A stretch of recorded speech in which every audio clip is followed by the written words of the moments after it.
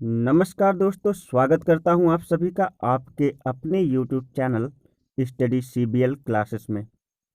दोस्तों, आज का जो हमारा टॉपिक होगा वो आक्सीकरण अपचयन और अर्ध अभिक्रिया होगी। ये क्लास 12वीं, क्लास 10वीं और क्लास 11वीं तीनों क्लासों के लिए एक बहुत ही मोस्ट इम्पॉर्टेंट टॉपिक है। यदि आपने ऑक्सीडेशन यानी आक्सीकरण और रिडक्शन और यानी अपचयन इन दोनों की परिभाषाओं को जान लिया तो समझ जाइए पूरा का पूरा खेल कंसेप्ट आपको ऐसे ही समझ में आ जाएगा। तो आज मैं इसे ही समझाने का प्रयास करूंगा, लेकिन यदि आप इससे पहले चैनल पर नए हैं तो फटाफट चैनल को सब्सक्राइब कर लीजिए। यदि पुराने हैं तो वीडियो को ज़्यादा से ज़्यादा शेयर कीजिए और वीडियो को लाइक करना ना भूलिए, बेल आइकन को ज़रूर प्रेस कर लीजिएगा। चलिए शुरू करते हैं। सबसे पहले हम आक्सीकरण। तो दोस्त यहाँ पे देख रहे होंगे जो टॉपिक आज हमने उठाया है उसका नाम है आक्सीकरण अपचयन की इलेक्ट्रॉन संकल्पना। इलेक्ट्रॉन संकल्पना का तात्पर्य है कि किस प्रकार से आक्सीकरण और अपचयन अभिक्रियाओं में इलेक्ट्रॉनों का स्थानांतरण, इलेक्ट्रॉनों का आदान प्रदान होता है। ठीक है ना। तो इलेक्ट्रॉन संकल्पना के अनुसार आक्सीकरण किसे कहते हैं, तो पहले हम आक्सीकरण की परिभाषा जानते हैं। ताकि परमाणुओं, आयनों, अणुओं द्वारा एक या एक से अधिक इलेक्ट्रॉन त्याग करने की प्रक्रिया आक्सीकरण या उपचयन कहलाती है। तो आक्सीकरण को उपचयन भी कहते हैं, याद रखेंगे। इसमें आपको कभी कंफ्यूज नहीं होना है कि आक्सीकरण को उपचयन अभिक्रिया भी कहा जाता है। कह रहा कि परमाणुओं, आयनों या अणुओं द्वारा एक से अधिक इलेक्ट्रॉन का क्या किया जाता है, त्याग किया जाता है, और इस प्रक्रिया आक्सीकरण कहलाती है। इसको इस प्रकार से दर्शाते, देखिए यहाँ पे जैसे जडन है, जडन ने 1 सेकेंड ध्यान से देखिएगा स्क्रीन पर। जडन है, जडन ने क्या किया, एक इलेक्ट्रॉन त्याग दिया, 2 इलेक्ट्रॉन त्यागा, यहाँ पर 2 इलेक्ट्रॉन त्यागा जडन, तो इसके ऊपर 2 पॉजिटिव लग जाए, क्योंकि आप धातु का नियम पढ़े हैं कि रासायनिक अभिक्रियाओं में जो इलेक्ट्रॉन त्यागता है उसके ऊपर क्या लग जाता है, धन आयन। और देखिए यहाँ से इसने कितना इलेक्ट्रॉन त्याग दिया, 2 इलेक्ट्रॉन यहाँ पर त्याग दिया। ध्यान से इस रिएक्शन को देखिए जो स्क्रीन पर मैंने लिखा है, जडन, ठीक है ना, लूज 2 इलेक्ट्रॉन्स, इसने 2 इलेक्ट्रॉन्स यहाँ से त्याग दिया है। उसके बाद देखिए 2 इलेक्ट्रॉन जो उसने त्यागा, इलेक्ट्रॉनों की संख्या यहाँ पे दर्शाई गई है। उसी तरह से Fe है, Fe के पास कितने इलेक्ट्रॉन है, Fe के ऊपर 2 धन आयन चार्ज है, 2 धन आयन चार्ज है। Fe ने क्या किया कि 2 इलेक्ट्रॉन, 2 धन आयन चार्ज है, और Fe ने क्या किया है यहाँ पर, फेरस आयन, यानी यहाँ से यह कन्वर्ट हो गया है, एक इलेक्ट्रॉन और त्यागा, और जब इलेक्ट्रॉन एक और त्यागेगा तो यहाँ पे तो Fe3 पॉजिटिव हो जाएगा ना, Fe3 पॉजिटिव, Fe3 पॉजिटिव हो जाएगा, और प्लस एक इलेक्ट्रॉन यहाँ से क्या कर देंगे, यानी इलेक्ट्रॉन त्यागने से तो इलेक्ट्रॉनों की संख्या बढ़ेगी ना, इसके आयनों की संख्या बढ़ जाएगी। जैसे जिंक ने 2 इलेक्ट्रॉन त्यागा तो Zn2 पॉजिटिव हो गया, 2 इलेक्ट्रॉन इसने त्याग दिया। और इसने फेरस आयन ने 2 इलेक्ट्रॉन त्यागा, तो 2 इलेक्ट्रॉन नहीं बल्कि 1 इलेक्ट्रॉन त्यागा, तो यहाँ Fe3 पॉजिटिव हो गया, और सामने 1 इलेक्ट्रॉन यहाँ पर लिखा गया है। ठीक है, कहने का मतलब है कि रासायनिक अभिक्रियाओं में जो परमाणु, अणु या आयन इलेक्ट्रॉन त्यागते हैं उनके धनात्मक धनावेशित आयनों में वृद्धि होती है, तथा तथा उसके बाद हम क्या करते हैं, इलेक्ट्रॉनों को उसके बगल में दर्शाते हैं। ठीक है, तो ये रही मतलब इसकी। और भी देखिए, हम एग्जांपल देख लेते हैं। जैसे यहाँ पे मरकरी है, Hg, मरकरी के ऊपर 2 धन आयन है, मरकरी के ऊपर 2 धन आयन चार्ज है, इसने 2 इलेक्ट्रॉन त्याग दिया, फिर 2 पॉजिटिव हो गई, मर्क्यूरिक आयन में परिवर्तित हो गई। जैसे आयोडीन है, आयोडीन के पास क्या है, एक आयन है, और विरावेशित आयन है, इसने कितना इलेक्ट्रॉन त्याग, यहाँ देखिए एक नहीं बल्कि 2 विरावेशित, क्योंकि यहाँ पे आगे 2 लगा हुआ है। इसने 2 इलेक्ट्रॉन त्याग दिया मरकरी ने। जब इसने 2 इलेक्ट्रॉन त्यागा, इसके ऊपर कोई भी जो है ऋणायन नहीं है, क्योंकि पहले 2 ऋणायन था, इसने 2 इलेक्ट्रॉन यहाँ पे त्यागा है, तो इसके पास कोई भी ऋणायन नहीं है।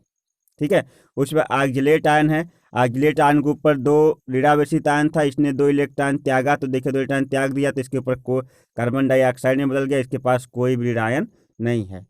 ठीक है ना। इसका मतलब ये हो रहा है कि जितना कोई भी तत्व जितना इलेक्ट्रॉन त्यागता है उसके धनावेशों की संख्या बढ़ती है, और कोई तत्व जितना इलेक्ट्रॉन ग्रहण करता है उसके ऋणावेशों की संख्या बढ़ती है। ये कंसेप्ट तो आप समझते ही होंगे। देखिए यहाँ पे फेरोसाइनाइड है, इसके ऊपर 4 ऋणान है, इसने जो है 1 इलेक्ट्रॉन मात्र त्यागा है, और इलेक्ट्रॉन त्यागने से यहाँ पर एक इलेक्ट्रॉन त्यागा है तो यहाँ पे देखिए इसके ऊपर 3 जो है ऋणान लग गया, मतलब 1 ऋणान में कमी, यानी ऑक्सीकरण अभिक्रिया में ऋणायनों में कमी आती है, जबकि धनायनों में क्या होती है, वृद्धि होती है। ठीक है दोस्त, अब चलिए आगे बढ़ते हैं। अब चलते हैं अपचयन की तरफ। अपचयन क्या कह रहा है? इलेक्ट्रॉन संकल्पना के अनुसार परमाणुओं, आयनों, अणुओं द्वारा एक या एक से अधिक इलेक्ट्रॉन ग्रहण करने की प्रक्रिया क्या कहलाती है? अपचयन कहलाती है। ग्रहण करने की प्रक्रिया, बात है ग्रहण करने की प्रक्रिया, यही मेन इंपॉर्टेंट है। उस वहाँ पर क्या था? त्यागने की प्रक्रिया, यहाँ पे ग्रहण करने की प्रक्रिया। और जब भी कोई तत्व, जब भी कोई परमाणु, अणु या आयन इलेक्ट्रॉन ग्रहण करता है तो आप जानते हैं उसमें जो है निगेटिविटी, उसकी ऋणात्मकता बढ़ती है।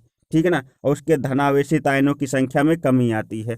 धनावेशित आयनों की संख्या में कमी आती है, जैसे हम देख लेते हैं Fe3 पॉजिटिव है। Fe, इसको मैं थोड़ा जूम करूँ ताकि आपको बेहतर दिखाई दे, ध्यान से देखिएगा।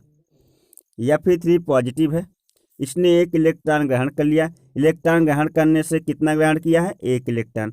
जब ये ग्रहण कर लिया तो इसमें आयनों में क्या हो गई? 1 की कमी आ गई। ठीक ना, धनावेशित आयन में कमी आ गई। 2 हाइड्रोजन पॉजिटिव था, इसने 2 इलेक्ट्रॉन ग्रहण किया। अब देखिए H2 केवल बचा। क्लोरीन पर कोई आयन नहीं है, इसने ग्रहण किया 2 इलेक्ट्रॉन, इसके ऊपर देखिए 2 नेगेटिव आयन आ गया। मतलब कोई भी तत्व जितना इलेक्ट्रॉन ग्रहण करता है उसके ऊपर उतनी ऋणात्मकता क्या होती जाती है? बढ़ती जाती है। यही बताता है जो है ऑक्सीडेशन और रिडक्शन का जो है कॉन्सेप्ट, यही बताता है। MnO4 था, यहाँ पे देखिए Mn2 हो गया है और 4H2O। ये इस तरह के जो है, इस तरह के कंसेप्ट मेरे ऊपर आप समझिए उधार रहेंगे। मैं इसको जब मैं ऑक्सीकरण अपचयन का समीकरण संतुलित करना आपको बताऊंगा तब इस प्रकार के कंसेप्ट को मैं समझाऊंगा। वैसे इस प्रकार का कंसेप्ट जो है बहुत ही इजी कंसेप्ट होता है, लेकिन इसके लिए आपको मेरी नेक्स्ट वीडियो देखनी पड़ेगी और मैं उसे जल्द ही लेकर आऊँगा। अब मैं आगे बढ़ता हूँ। ठीक है दोस्त, फिलहाल तो आप ये समझिए कि रासायनिक अभिक्रियाओं में जो तत्व इलेक्ट्रॉन ग्रहण, जो अणु, परमाणु या आयन इलेक्ट्रॉन ग्रहण करता है उसके धनावेशों में कमी आ जाती है। उसके धनावेशों में कमी, जितना इलेक्ट्रॉन ग्रहण करता जाएगा उतना जो है वह ऋणावेशित होता चला जाएगा, धनावेशों की संख्या घटती चली जाएगी। अगर उसके ऊपर धनावेश है तो वह सभी धनावेश खत्म हो जाएंगे अगर वो ज़्यादा से ज़्यादा इलेक्ट्रॉन ग्रहण करता है, और अगर धनावेश नहीं है तो वो ज़्यादा से ज़्यादा ऋणावेशित होता चला जाएगा। ठीक है, अब आगे बढ़ते हैं, जो कि अगला कंसेप्ट हमारा है। यहाँ पे देखिए लिखा है आयन अर्ध अभिक्रियाएं, आयन इलेक्ट्रॉन समीकरण। अर्ध अभिक्रिया हमें कुछ समझना नहीं है, हमें केवल हम यह बता रहा है कि किसी भी रासायनिक अभिक्रिया में ना तो अकेले ऑक्सीकरण हो सकता है और ना ही अकेले अपचयन। जहाँ भी होगा दोनों साथ साथ होगा। ठीक है ना, जहाँ भी होगा दोनों साथ साथ, यानी जहाँ ऑक्सीकरण है वहीं पर क्या होगा? अपचयन। यानी दोनों अभिक्रियाएं इक्वली चलती हैं, एक दूसरे के विपरीत चलती रहती हैं। यानी एक साथ दोनों रासायनिक अभिक्रियाएं एक दूसरे के विपरीत चलती रहती हैं। तो करा कि दोनों साथ साथ चलती हैं, कौन कौन? ऑक्सीकरण और अपचयन। जब दोनों अभिक्रियाएं साथ साथ चलती हैं तो कह रहा है कि तो हम उसे किस प्रकार से लिख सकते हैं? तो हम उसे जो है ऑक्सीकरण को ऑक्सीकरण अर्ध अभिक्रिया कहेंगे और अपचयन को अपचयन। यानी जब एक साथ चलेंगे तो आधी अभिक्रिया ऑक्सीकरण की होगी और आधी अभिक्रिया किसकी होगी? अपचयन की होगी। ठीक है दोस्त, तो चलिए आगे बढ़ते हैं। देखिए क्या लिखा जाए उसको पढ़ लेते हैं। इलेक्ट्रॉन त्याग करना ऑक्सीकरण होता है, या इलेक्ट्रॉन ग्रहण करना अपचयन होता है। इलेक्ट्रॉन अर्ध अभिक्रिया कहलाती है, यानी जब हम इलेक्ट्रॉन त्यागते हैं तो हमारा ऑक्सीकरण होता है और जब हम ग्रहण करते हैं तो अपचयन होता है। और अकेले ऑक्सीकरण को और अकेले जो है अपचयन का, जैसा मैंने बताया, अध्ययन करना क्या कहलाता है? अर्ध अभिक्रिया। क्योंकि इसमें आयन इलेक्ट्रॉन दोनों होते हैं, क्योंकि इसमें आयन और इलेक्ट्रॉन दोनों होते हैं। जो आंशिक समीकरण केवल इलेक्ट्रॉन त्याग करने की, केवल ग्रहण करने की प्रक्रिया को प्रदर्शित करती है ना। आयन इलेक्ट्रॉन समीकरण आंशिक रासायनिक समीकरण होता है। आंशिक और रासायनिक समीकरण का मतलब होता है कि इसमें आयन क्या करते हैं, इधर उधर जाते हैं, इलेक्ट्रॉनों का ही तो सब खेल है इसमें। आयन इलेक्ट्रॉन समीकरण केवल आक्सीकरण अपचयन अभिक्रियाओं को प्रदर्शित करते हैं। आंशिक समीकरण इसको समझिएगा। यहाँ से कुछ आयन इलेक्ट्रॉन अभिक्रियाएं इलेक्ट्रॉन समीकरण निम्नलिखित जैसे ऑक्सीकरण अर्ध अभिक्रिया। देखिए यहाँ पे जितनी अभिक्रियाएं, जेड जिंक था, जेडन था, जेडन ने क्या किया कि 2 इलेक्ट्रॉन त्याग दिया, 2 इलेक्ट्रॉन त्यागने पर उसके ऊपर 2 धनायन लग गया। ठीक है, ठीक है दोस्त। जिंक था, जिंक ने 2 इलेक्ट्रॉन त्यागा, 2 इलेक्ट्रॉन क्या कर दिया, त्याग दिया, तो इसके ऊपर 2 धनायन, ये ऑक्सीकरण का एग्जाम्पल है। फेरस आयन था, इसने 1 इलेक्ट्रॉन त्यागा तो इसके ऊपर एक आयन की वृद्धि हो गई, तो ये भी जो है ऑक्सीकरण का एग्जाम्पल है। इस यहाँ पे आपका जो है टिन था, एसन स्टैनिक क्लोराइड स्टैनिक था केवल, और यहाँ पर देखिए इसने इसके ऊपर 2 धनायन है, इसने 2 इलेक्ट्रॉन और त्याग दिया, 2 इलेक्ट्रॉन त्याग, इसके ऊपर आयनों की संख्या 4 हो गई। ठीक है, आयोडीन था, इसके ऊपर 1 ऋणायन था, इसने 2 इलेक्ट्रॉन त्याग दिया, इसके ऊपर ऋणायन खत्म हो गया।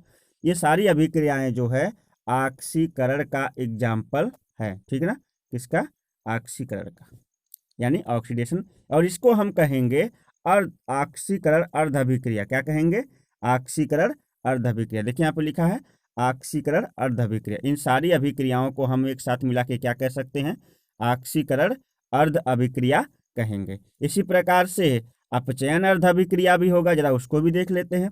देखिए लिखा है अपचयन अर्ध अभिक्रिया। ठीक है दोस्त, अपचयन अर्ध अभिक्रिया। अब ये अपचयन अर्ध अभिक्रिया क्या होती है, इसको भी जांच लेते हैं। कह रहा कि अपचयन अर्ध अभिक्रिया में यानी मैंने बताया था कि केवल ऑक्सीकरण या केवल अपचयन अकेले अकेले नहीं चल सकते, ये जब भी चलेंगे तो किसी रासायनिक अभिक्रिया में साथ साथ चलेंगे। इसका भी मैं आपको आगे बताऊंगा किस प्रकार से साथ साथ चलते हैं, लेकिन फिर भी जरा देखते हैं। जैसे Fe है, इसने 2 इलेक्ट्रॉन ग्रहण कर लिया, तो 2 इसके ऊपर 2 या फिर Cl में निगेटिव, मतलब 2 ऋणात्मक आयन लग गया। ठीक है ना। आप सोचेंगे यहाँ पे 1 क्या लगा हुआ है, तब 2 काहे बोल रहे हैं। जब क्लोरीन को आप तोड़ेंगे तो यहाँ से 2 क्लोरीन निकलेगी, Cl और Cl, और दोनों के ऊपर 1 ऋणात्मक चार्ज हो जाएगा, तो यहाँ पे कितना गिना जाएगा, 2 ऋणावेशी चार्ज गिना जाएगा। Fe है, Fe ने 3 इलेक्ट्रॉन यहाँ से 3 धनायन था, इसने 1 इलेक्ट्रॉन ग्रहण कर लिया, तो इसका एक धनायन क्या हो गया, समाप्त हो गया, Fe2 पॉजिटिव हो गया। Hg इसके ऊपर 2 पॉजिटिव था, इसने 2 इलेक्ट्रॉन ग्रहण कर लिए सारे। यहाँ पे देखिएगा, यहाँ पे 2 पॉजिटिव तो है, लेकिन 2Hg2 पॉजिटिव था। यहाँ पे ये इसको कहते हैं अणु, इसको कहते हैं परमाणु। ठीक है ना, यहाँ पे क्या हो गई, इसके इलेक्ट्रॉनों में कमी आ गई, इसके आयनों में कमी आ जाएगी। ठीक है दोस्त, तो उम्मीद करता हूँ कि आज का जो वीडियो रहा, जो मैंने ऑक्सीकरण अपचयन पे बनाने का प्रयास किया है, वो आपको बहुत ही बेहतर समझ में आया होगा। और यदि वीडियो आपको पसंद आया दोस्त, इसे ज़्यादा से ज़्यादा जो है शेयर करें। चैनल पर यदि नए हैं तो चैनल को सब्सक्राइब कर लीजिए, वीडियो को लाइक करिए, और कुछ समझ में ना आए तो आप कमेंट बॉक्स में लिखकर पूछ सकते हैं, मैं बताने का पूरा प्रयास करूंगा। लेकिन चैनल को सब्सक्राइब करे बगैर जाइएगा मत। चलते हैं, मिलते हैं एक नई वीडियो के साथ, तब तक के लिए नमस्कार, बाय बाय, जय हिंद।